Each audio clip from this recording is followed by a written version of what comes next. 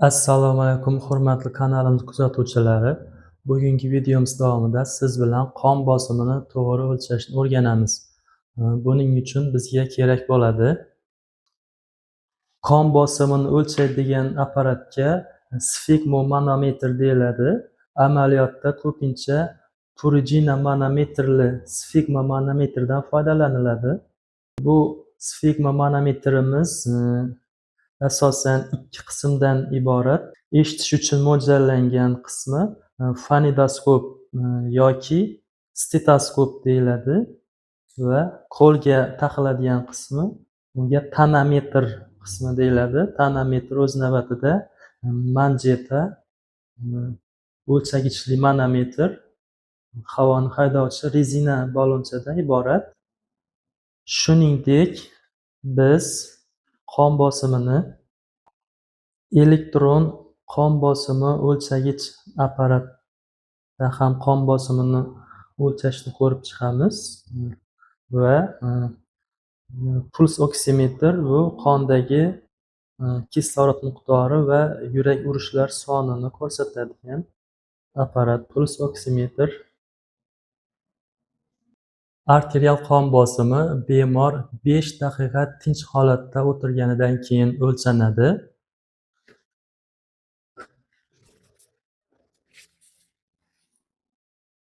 Qon bosimini o'lchashdan oldin apparat ishlayotgani tekshirib ko'riladi. Manometrning ko'rsatkichi 0 da turganligiga ishonch hosil qilinadi. Bemor qon bosimini turli xil holatda bo'lganda o'lchash mumkin. Yotgan, o'tirgan, turgan holatida o'lchash mumkin. Agar bemorda shoshilinch holatlar bo'lmasa, tinch holatda o'tirgan holatida o'lchagan ma'qul. Bemor o'tirgan holatda qo'l sathi yurak sathida turishi kerak. Qo'lning manjeta taqiladigan qismida kiyim bo'lmasligi kerak va yuqoridagi kiyimlar ham siqib turmagan bo'lishi kerak. Bemor tinch holatda gapirmasdan o'tirishi kerak. Tonometr manjeta qismini qo'lga kiygizamiz.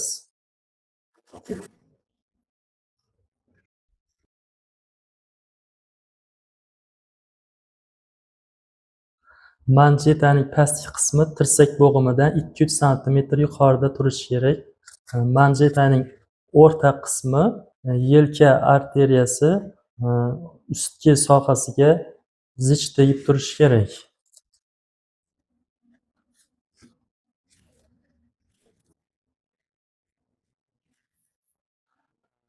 Manometr ko'rsatkichini qo'lning yuqorgi qismiga joylashtiramiz. Fonidoskopni quloqqa taqamiz. Fonidoskopning uch qismi tirsak bo'g'imining chuqurchasi ustiga zich tegib turishi kerak.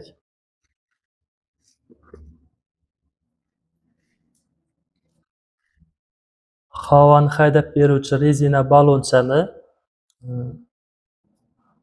siqib havo haydaymiz. Manometr ko'rsatkichi 200 ga yaqinlashganda havo yuborishni to'xtatamiz va sekin-asta ballonchani havo chiqarish qismini bo'shatamiz. Sekin havoni chiqaramiz va manometrning ko'rsatishiga e'tibor berib turamiz.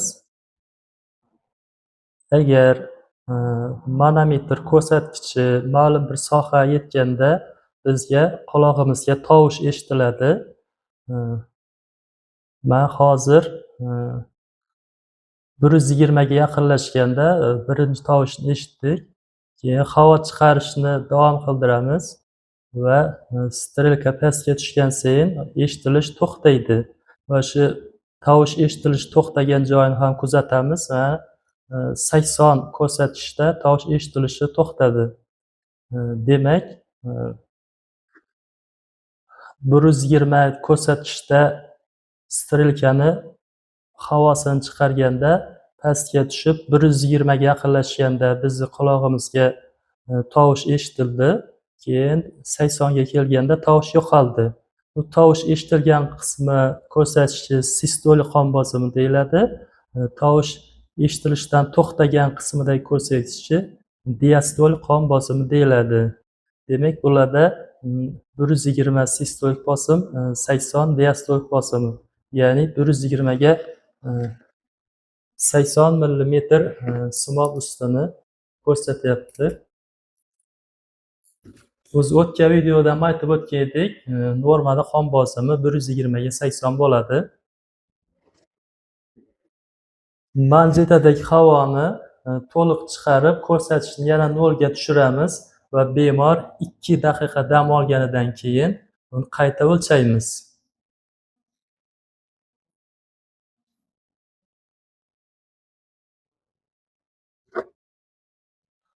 Ballonchani burab havo yo'lini to'samiz va havoni siqib strilkani 200 ga ko'taramiz.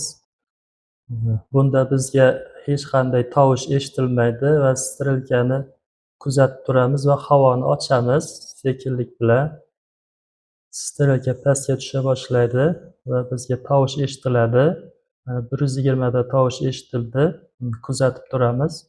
80 ga kelganda tovush yo'qoldi.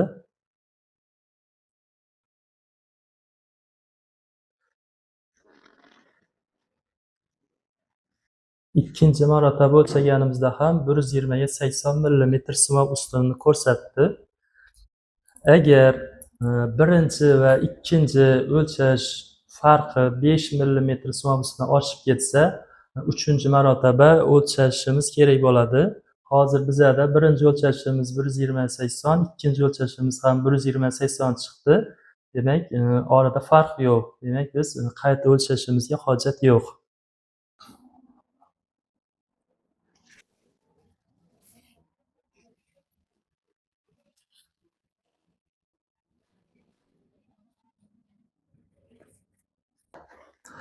Endi qon bosimini elektron o'lchash apparatida o'lchab ko'ramiz. Elektron o'lchash apparati juda ham oson. Elektron o'lchash apparatida manjetasi bo'ladi va elektron ko'rsatkichi bo'ladi. Unda fonedoskop qismi bo'lmaydi. Manjetani boya ko'rsatib o'tganimizdek joylashtiramiz. Pastki qismi tirsakning 200 sm yuqorida, o'rta qismi bilak arteriyasi ustki sohasida turadi. Manjetani joylashtirganimizdan keyin elektron qismini, yoqish qismini bosamiz.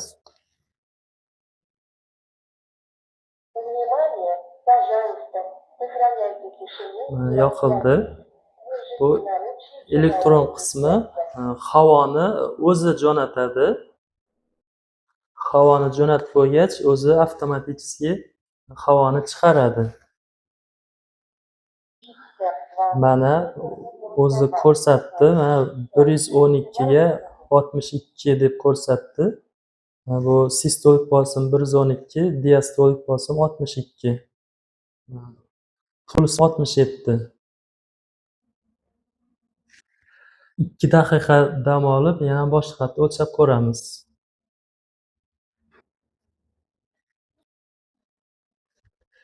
Yoqish tugmasini bosamiz.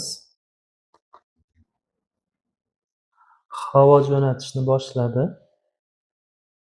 160 ga chiqqanda qo'yib yubordi. Ikkinchi marta o'lchaganimizda 117 sistolik bosim, 63 diastolik bosim, 71 marta yurak urishi ko'rsatdi.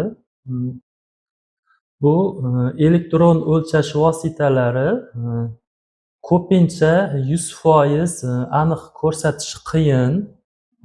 Baribir qo'lda o'lchanadigan sfigmomanometr aniqroq ko'rsatadi. Shuning uchun ham agar elektron qon bosimi o'lchagichi bor odamlar oldin qo'lda o'lchanadiganda qon bosimini o'lchab, keyin shu paytda elektron o'lchash vositasida ham o'lchab solishtirib ko'rish kerak. ko'pincha elektron o'lchash vositalari 5 millimetr sinov ustuni yoki 10 millimetr sinov ustuni baland ko'rsatishi mumkin yoki past ko'rsatishi mumkin. Shuni bilib olib qo'yish kerak. Shunda misol uchun bunda o'lchaganimizda 120 ga 80 chiqdi.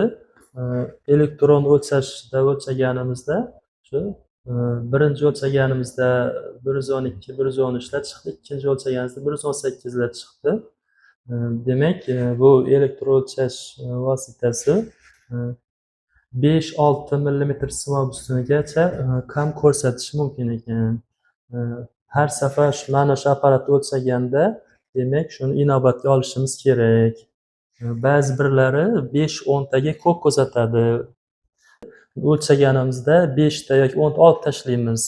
Agar ba'zi bir apparatlar kam ko'rsatadi, shu kamini qo'shamiz o'lchaganda. Shuning uchun ham tavsiyamiz iloji boricha qo'lda o'lchaydigan apparatdan foydalansangiz, o'zingiz yanada aniqroq ma'lumotga ega bo'lasiz. Elektron o'lchash vositalari nisbatan adashishi mumkin.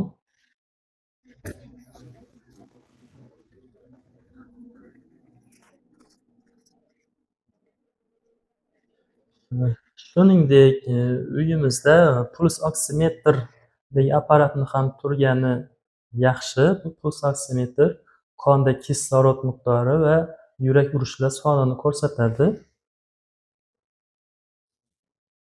Buni ko'rsatkich yoki o'rta barmoqqa qo'yamiz. Mana start tugmasini bosamiz. Mana 98% kislorod, yurak urishlar soni 69 tani ko'rsatyapti.